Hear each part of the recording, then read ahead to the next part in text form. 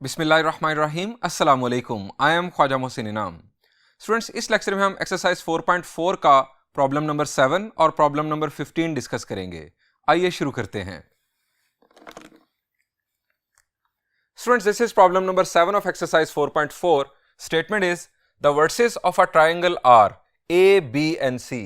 हमें एक ट्राइंगल के तीनों वर्सेस के कोऑर्डिनेट्स गिवन हैं। Find coordinates of the centroid, orthocentre, circumcentre of the triangle. हमें उस ट्राइंगल के सेंट्रॉइड, ऑर्थोसेंटर और सर्कमसेंटर के कोऑर्डिनेट्स मालूम करने हैं। और इन तीनों पॉइंट्स के कोऑर्डिनेट्स मालूम करने के बाद हमें चेक करना है कि क्या ये तीनों पॉइंट्स कोलिनियर हैं या नहीं। स्टूडेंट्स, सबसे पहले हम बात करेंगे सेंट्रॉइड की। सेंट्रॉइड क्या होता है हम एक्सरसाइज 4.1 में डिस्कस कर चुके हैं बड़ी डिटेल के साथ। Centroid is the point of concurrency of medians of triangle.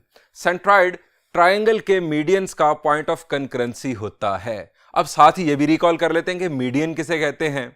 A line segment joining one vertex to the mid point of opposite side is called median. हम ट्राइंगल के तीन मीडियंस ड्रॉ कर सकते हैं। एक वर्टेक्स को उसकी अपोजिट साइड के मिड पॉइंट से मिला दें तो बन जाता है median. Medians are always concurrent. जो पॉइंट ऑफ कंकरेंसी है मीडियंस का, दिस इज कॉल्ड सेंट्रॉइड।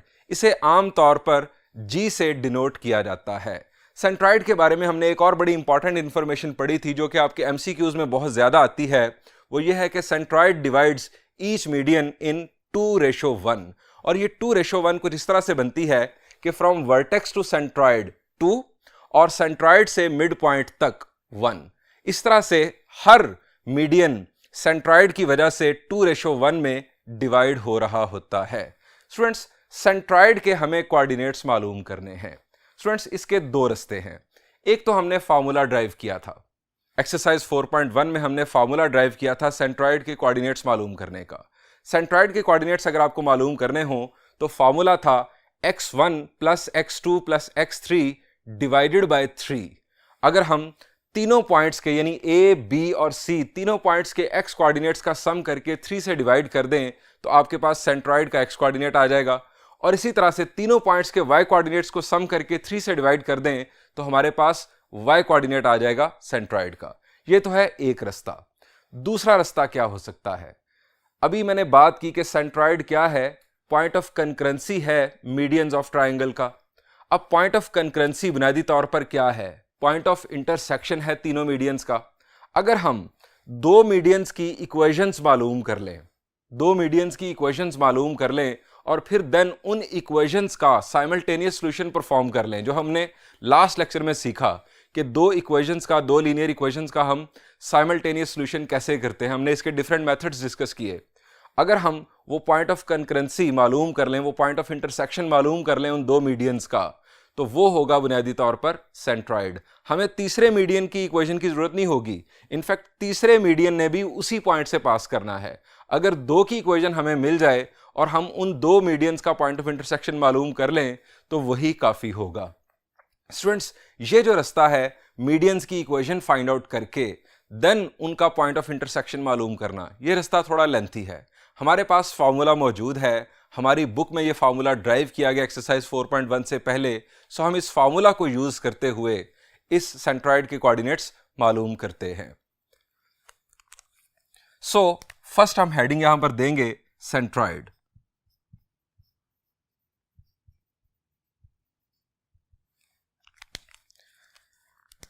हम यहां लिखेंगे सिंस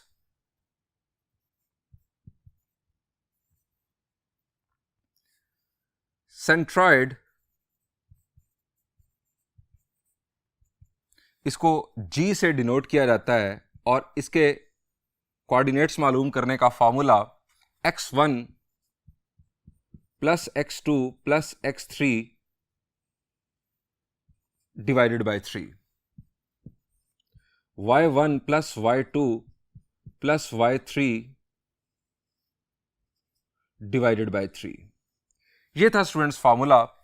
अब x1 x2 x3 हम तीनों पॉइंट्स के x कोऑर्डिनेट्स वहां से पिक करेंगे, यहां पर पुट करेंगे और तीनों पॉइंट्स के y कोऑर्डिनेट्स का सम हम यहां पर करेंगे। कैलकुलेशन परफॉर्म करते हैं। पुटिंग वैल्यूज,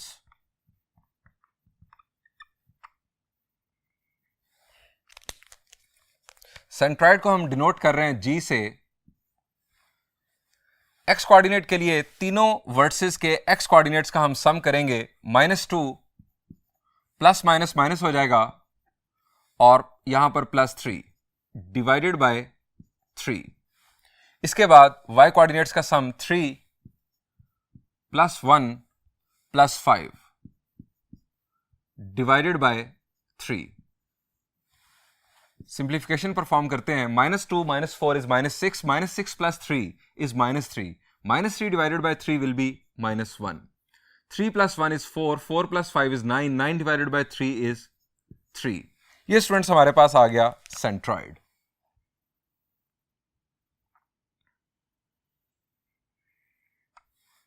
अब स्टूडेंट्स हम बात करेंगे ऑर्थो सेंटर की।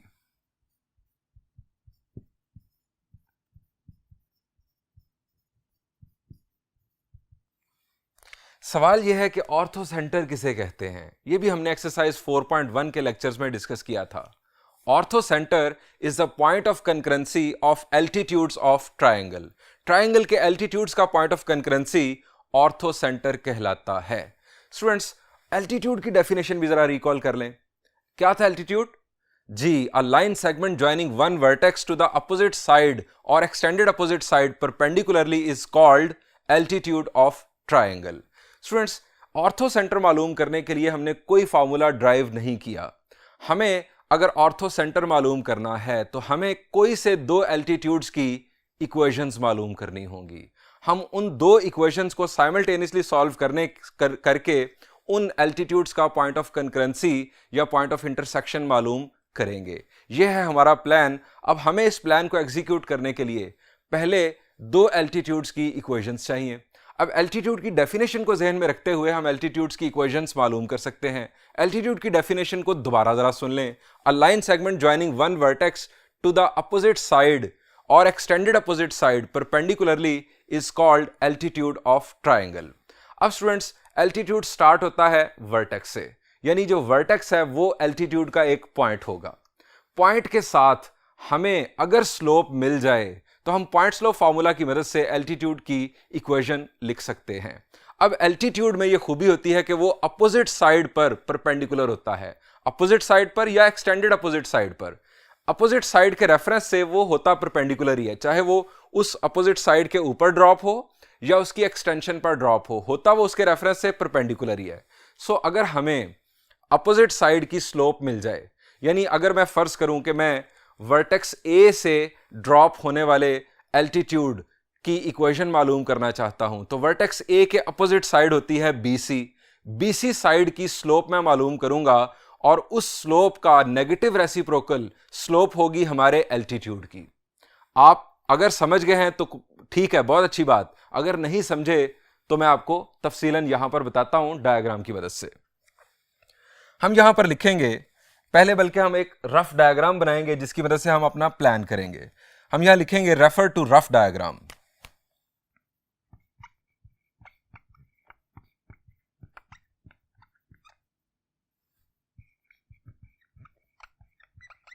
अब मैं रफ डायग्राम क्यों लिख रहा हूं, इस बात की वजाहत मैं कई दफा पहले भी कर चुका हूं। हमें नहीं मालूम कि ये ए बी सी ट्राइंगल किस टाइप की ट्राइंगल है, ये एक्यूट है, ये ऑब्ट्यूज है, ये राइट है, हमें नहीं मालूम। हम सिर्फ और सिर्फ जो ट्राइंगल यहां पर बनाएंगे अभी, उस ट्राइंगल को अपना सॉल्यूशन प्लान करने के लिए यूज करेंगे। इसलिए यहां पर आप वाज़ेह तौर पर लिखेंगे कि ये रफ डायग्राम है, ताकि एग्जामिनर को भी मालूम हो कि इसे सिर्फ प्लान करने के लिए, सॉल्यूशन प्लान करने के लिए यूज किया जा रहा है।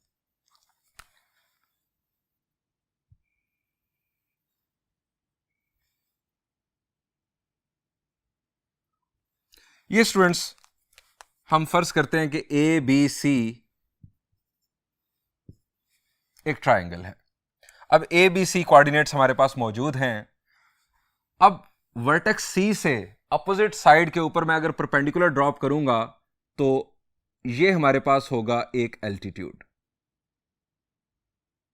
ये हमारे पास होगा एक एल्टीट्यूड। फर्ज करें कि ये पॉइंट है डी। अब मुझे इस सी डी एल्टीट्यूड की अगर इक्वेशन मालूम करनी है तो मेरे पास पॉइंट सी तो मौजूद है। पॉइंट के साथ अगर मुझे स्लोप मिल जाए इस एल्टीट्यूड की, तो पॉइंट स्लोप फार्मूला की मदद से मैं इस एल्टीट्यूड की इक्वेशन लिख सकता हूं। अब ये C D altitude side A B पर परपेंडिकुलर है, और हम ये डिस्कस कर चुके हैं कि अगर दो लाइंस परपेंडिकुलर हों तो उनकी स्लोप्स का ताल्लुक क्या होता है आपस में, क्या होता है ताल्लुक? एक की स्लोप दूसरे की स्लोप का नेगेटिव रेसिप्रोकल होती है। अगर हमें साइड ए बी की स्लोप मिल जाए तो उसका नेगेटिव रेसिप्रोकल होगा स्लोप हमारे एल्टीट्यूड सी डी का। हम यहां पर यूज करते हैं कंसेप्ट अपना, हम यहां पर लिखेंगे पहले कि हम क्या करने जा रहे हैं। हम यहां लिखेंगे ortho centre is point of intersection, या पॉइंट ऑफ कंकरेंसी भी आप लिख सकते हैं, point of intersection of altitudes of a triangle. ये किसी भी ट्राइंगल के लिए ये बात ट्रू है। We will find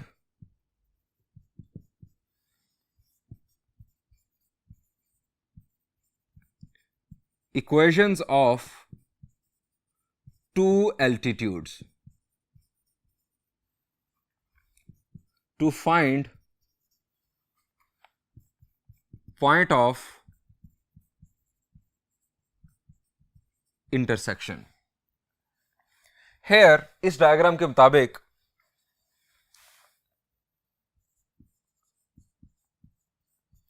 slope of A B,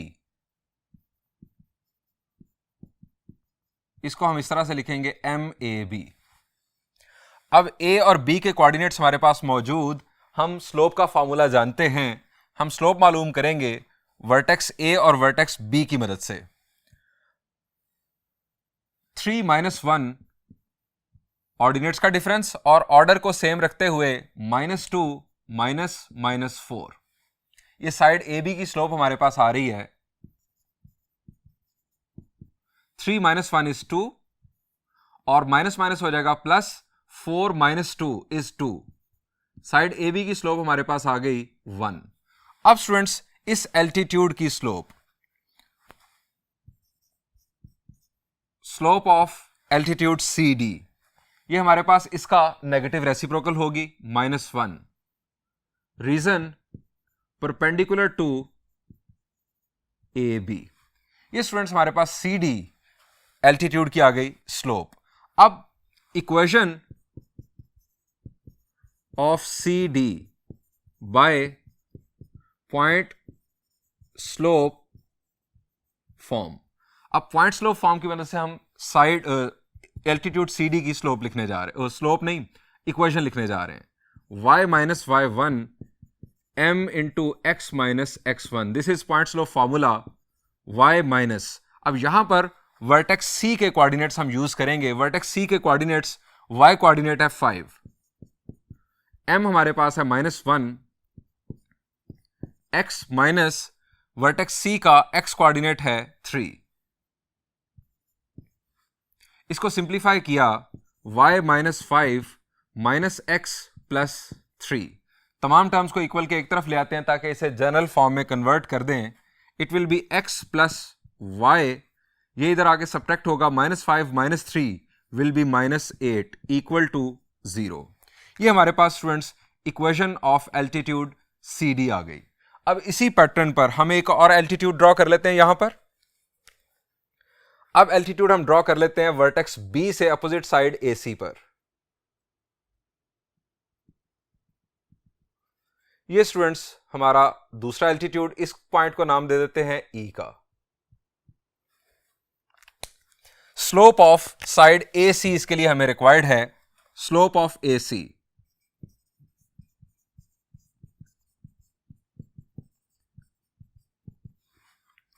ए और सी के कोऑर्डिनेट्स को यूज करते हुए स्लोप मालूम करेंगे। 5 -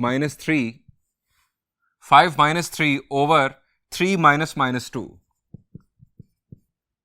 5 - 3 is 2, minus plus, it will be 5। 3 + 2 is 5। Slope of BE, ये एल्टीट्यूड है BE, इसकी स्लोप हमारे पास होगी इसका नेगेटिव रेसिप्रोकल, और ये बन जाएगा -5/2 परपेंडिकुलर टू AC। चूंकि ये परपेंडिकुलर है इसलिए उसको हमने नेगेटिव रेसिप्रोकल किया। अब बाय पॉइंट्स लॉ फॉर्म हम इस एल्टीट्यूड की इक्वेशन लिखेंगे। Equation of altitude BE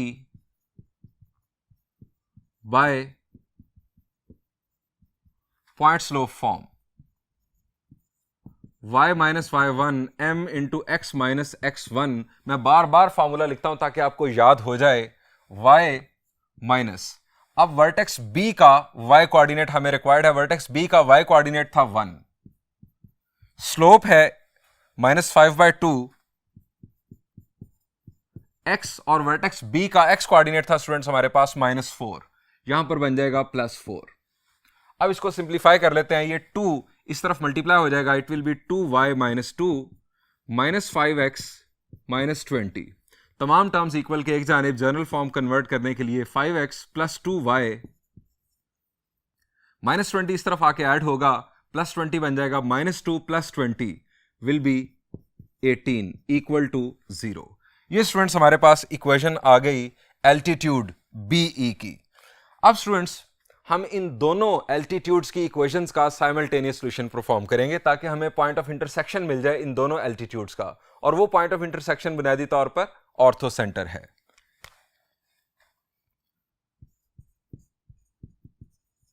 solving two equations of altitudes to find orthocentre. अब स्टूडेंट्स इन इक्वेशंस को इकट्ठा लिख लेते हैं ताकि आपको वो मेथड भी रिकॉल हो जाए और अच्छी तरह समझ भी आ जाए कि हम साइमल्टेनियस सॉल्यूशन कैसे परफॉर्म करते हैं। हमारे पास एक इक्वेशन है x + y - 8 = 0,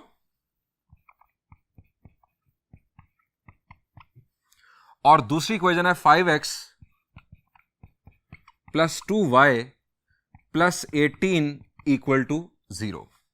students simultaneous solution करने के बहुत सारे मेथड्स आप डिस्कस कर चुके हैं। आप यहां पर x की वैल्यू मालूम करके या y की वैल्यू मालूम करके दूसरी इक्वेशन में पुट कर सकते हैं, इसको हम सब्स्टिट्यूशन मेथड कहते हैं।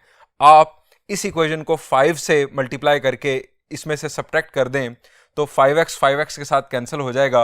इस मेथड को हम एलिमिनेशन मेथड कहते हैं। इससे हमें y की वैल्यू मिल जाएगी, वो y की वैल्यू किसी एक इक्वेशन में पुट करने से आपको x की वैल्यू मिल जाएगी। स्टूडेंट्स आप सब्स्टिट्यूशन मेथड यूज करें, एलिमिनेशन मेथड यूज करें।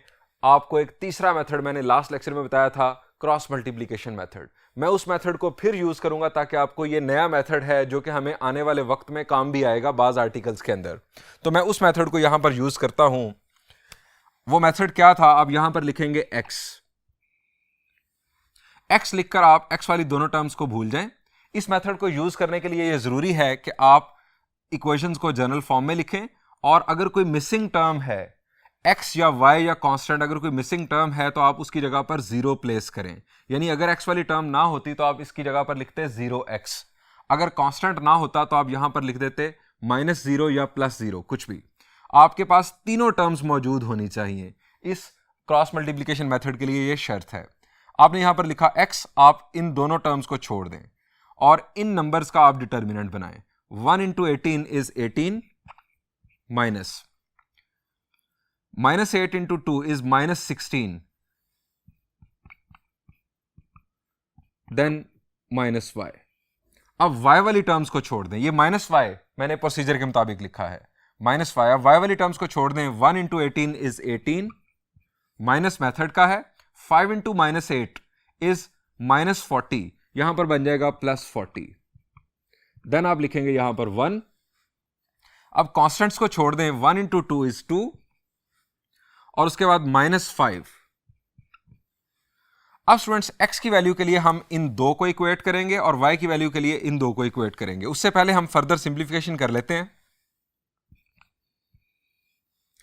-+ 18 + 16, शाबाश, 18 + 16 will be 34, -y over 18 + 40 is 58 और यहां पर 1/-3। नाउ x के लिए 34, x/34 is equal to -1/3 and -y/58 is equal to -1/3। यहां से हमें मिल जाएगी x की वैल्यू। 34 दूसरी तरफ जाकर मल्टीप्लाई हुआ, x is equal to -34/3 and minus minus cancel हो जाएगा, y की वैल्यू आ जाएगी 58/3। सो ऑर्थो सेंटर को स्टूडेंट्स यूजुअली h से डिनोट किया जाता है। Orthocentre is equal to h is equal to, हमारे पास आ गया -34/3 उसका x कोऑर्डिनेट और 58/3 उसका y कोऑर्डिनेट। स्टूडेंट्स हमारे पास सेंट्रॉइड के कोऑर्डिनेट्स आ चुके हैं, हमारे पास ऑर्थो सेंटर के कोऑर्डिनेट्स आ चुके। अब हमें सर्कम सेंटर के कोऑर्डिनेट्स मालूम करने हैं। तीनों कोऑर्डिनेट्स मालूम करने के बाद हम चेक करेंगे कि क्या पॉइंट्स कोलिनियर हैं या नहीं। आइए अब देखते हैं सर्कम सेंटर हमने कैसे मालूम करना है।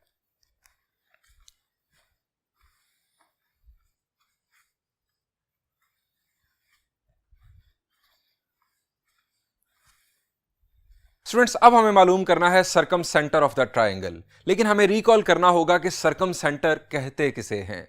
स्टूडेंट्स जरा नाम पर गौर करें, सर्कम सेंटर, इससे आपको कुछ याद आना चाहिए। जी, आपने चैप्टर नंबर 12 फर्स्ट ईयर में पढ़ा था circum circle. Centre of circum circle is called circum centre. अब जरा यह भी रिकॉल कर लें कि सर्कम सर्कल किस किस्म का सर्कल था।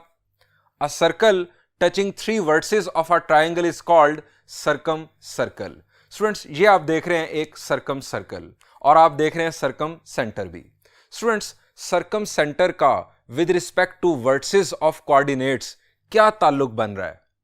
चूंकि ये सेंटर है इस सर्कल का, सो सर्कल तीनों वर्सेस से पास कर रहा है। इसका मतलब है कि सेंटर से तीनों वर्सेस का फासला बराबर होगा। Circum centre will be equidistant from 3 versus of triangle. अगर हम इस सर्कम सेंटर को P से डिनोट करें तो हम लिख सकते हैं PA डिस्टेंस, PB डिस्टेंस और PC डिस्टेंस को इक्वल, यानी ये तीनों डिस्टेंसेस बराबर होंगे।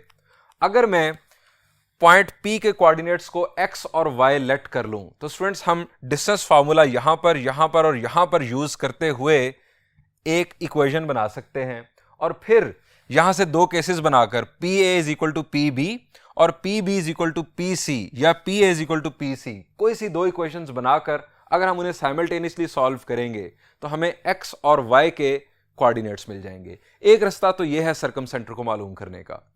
दूसरा रास्ता यह है कि हमें यह पता हो कि सर्कम सेंटर की एक और डेफिनेशन क्या है। एक डेफिनेशन तो मैंने आपको बता दी कि circum centre is the centre of circum circle. इसके रेफरेंस से तो आप ये ट्रिक यूज कर सकते हैं सर्कम सेंटर के कोऑर्डिनेट्स मालूम करने के लिए।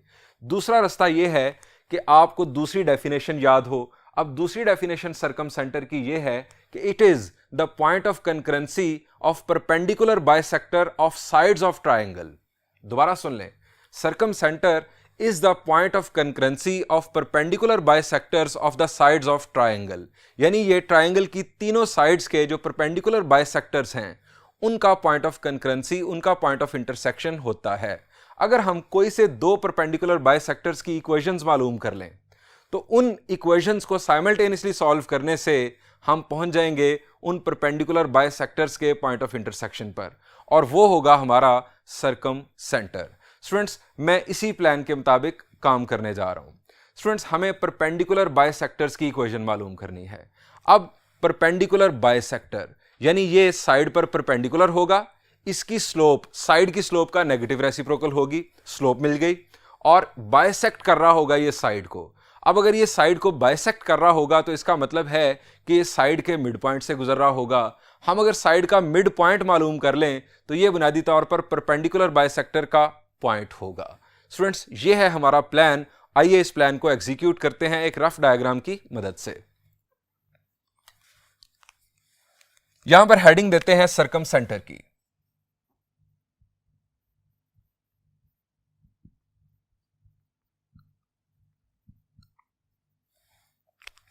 अगेन एक रफ डायग्राम बना लेते हैं।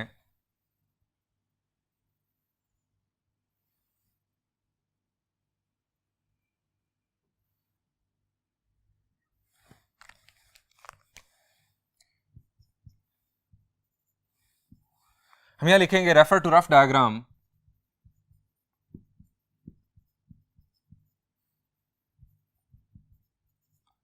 इस डायग्राम के अकॉर्डिंग हम अपना सॉल्यूशन प्लान करने जा रहे हैं।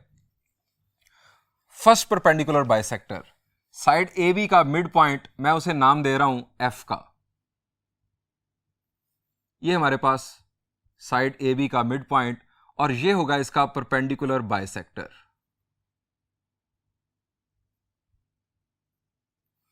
और इसी तरह से साइड बी सी का मिड पॉइंट, इसको मैं नाम दे देता हूं जी का, और ये इसका परपेंडिकुलर बाइसेक्टर। यहां पर स्टूडेंट्स मौजूद होगा हमारा सरकम सेंटर, जिसको मैं पी से डिनोट कर रहा हूं।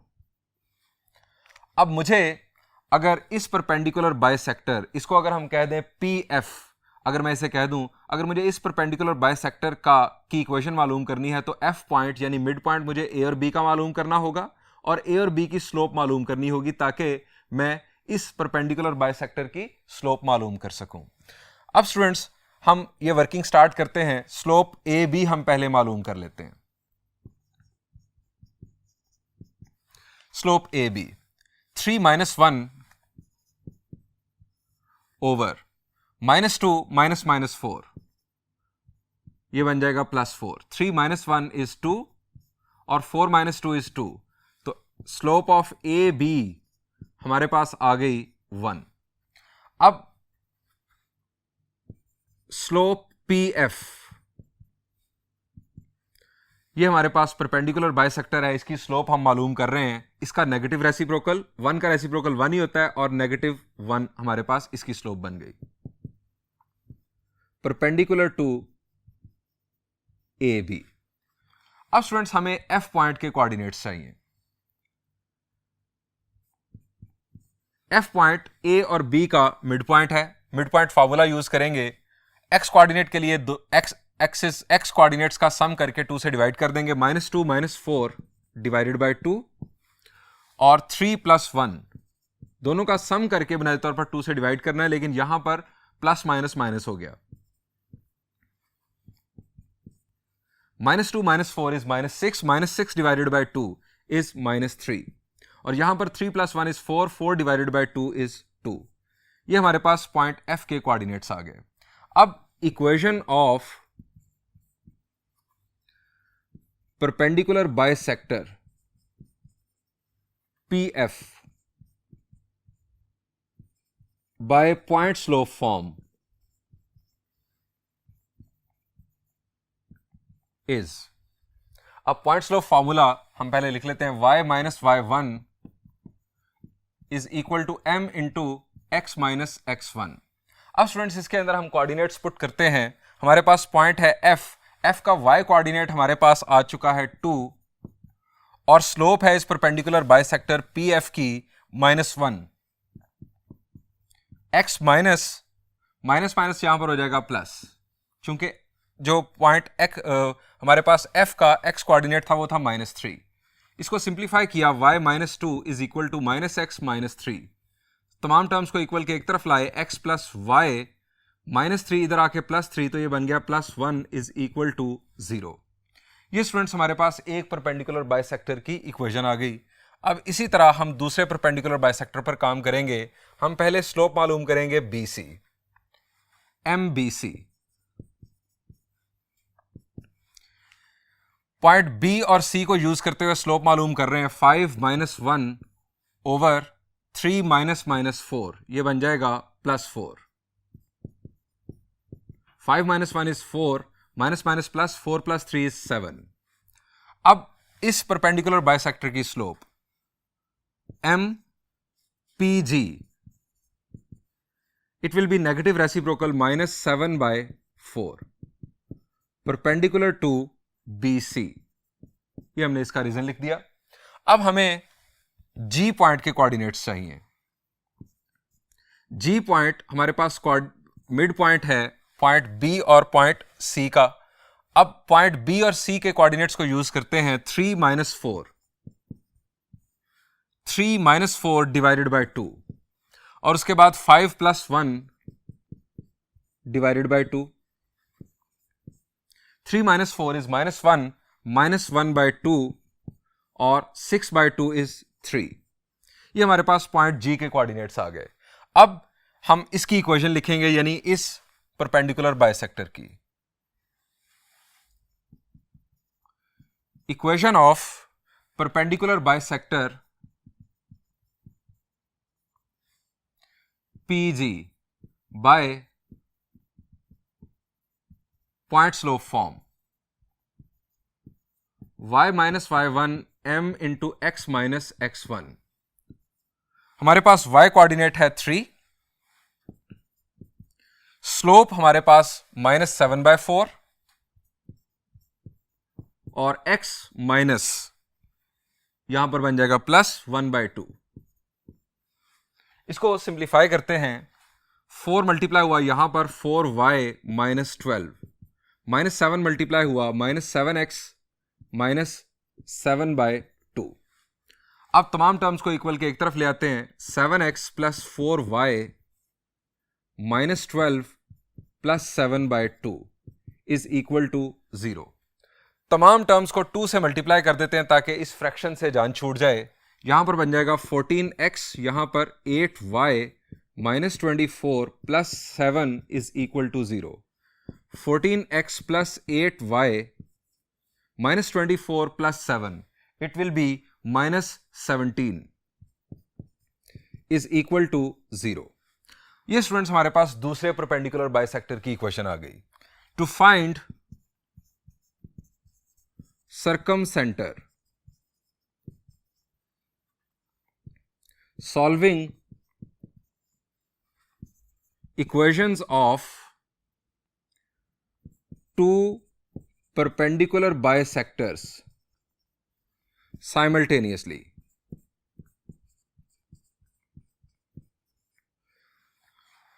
दोनों परपेंडिकुलर बाइसेक्टर्स की इक्वेशंस मैं लिखता हूं।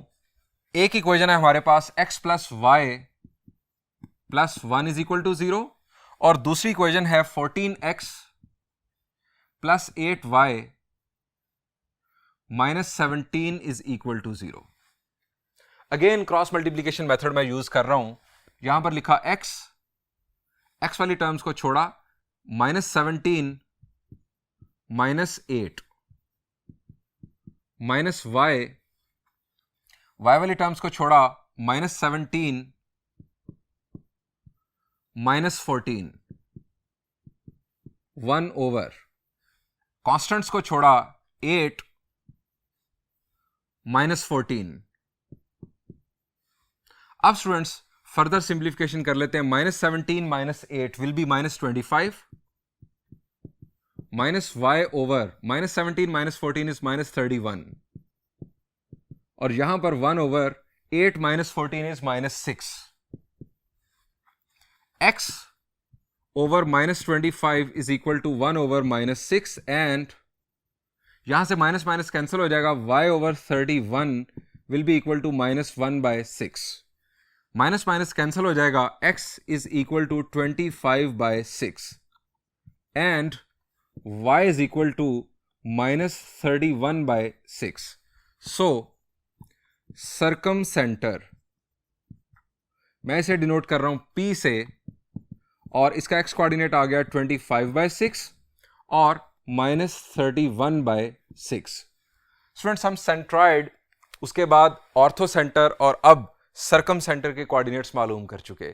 स्टूडेंट्स अब हमें यह चेक करना है कि क्या ये तीनों पॉइंट्स कोलिनियर हैं या नहीं।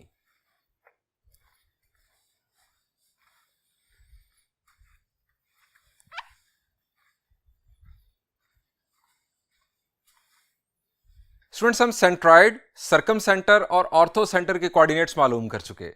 अब हमें चेक करना है कि क्या ये तीनों पॉइंट्स कोलिनियर हैं या नहीं। ये स्टूडेंट्स हमारे पास सेंट्रॉइड के कोऑर्डिनेट्स हमने मालूम किए। उसके बाद ये है हमारा ऑर्थो सेंटर और ये है हमारा सर्कम सेंटर।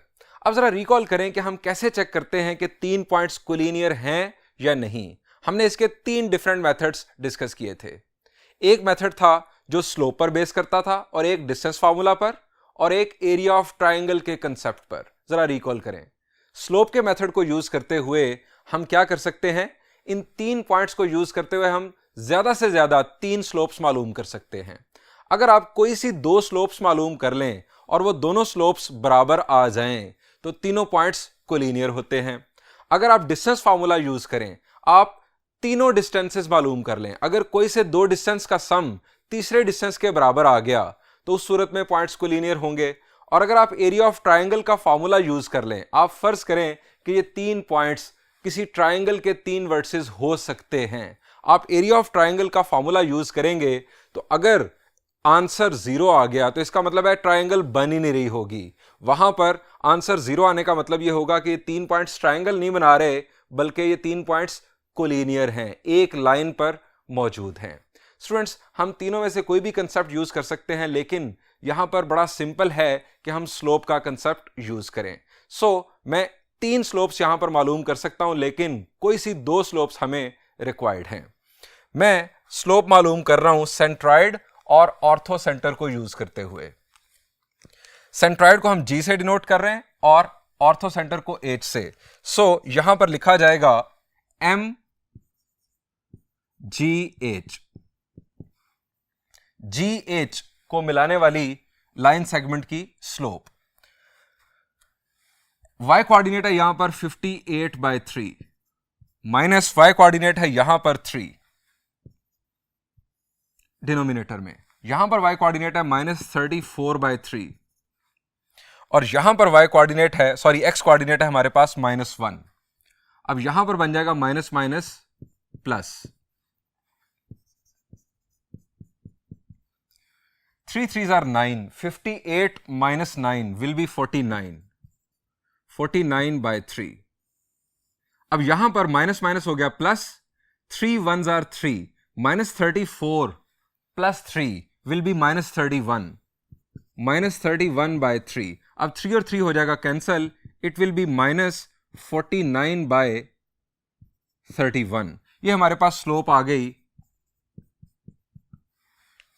सेंट्रॉइड G और ऑर्थो सेंटर H को मिलाने वाले लाइन सेगमेंट की।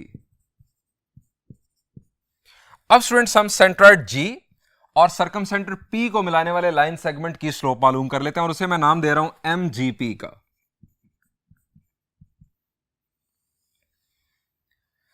P का y coordinate -31/6 minus y coordinate centroid का 3 और यहां पर x कोऑर्डिनेट 25/6 और x कोऑर्डिनेट है G का -1। सिंप्लीफाई किया, 6 3s are 18, -31 minus 18 will be -49/6। यहां पर minus minus plus, 6 1s are 6, 25 plus 6 will be 31/6। अब स्टूडेंट्स, ये 6 और 6 कैंसल, हमारे पास आ रहा है -49/31।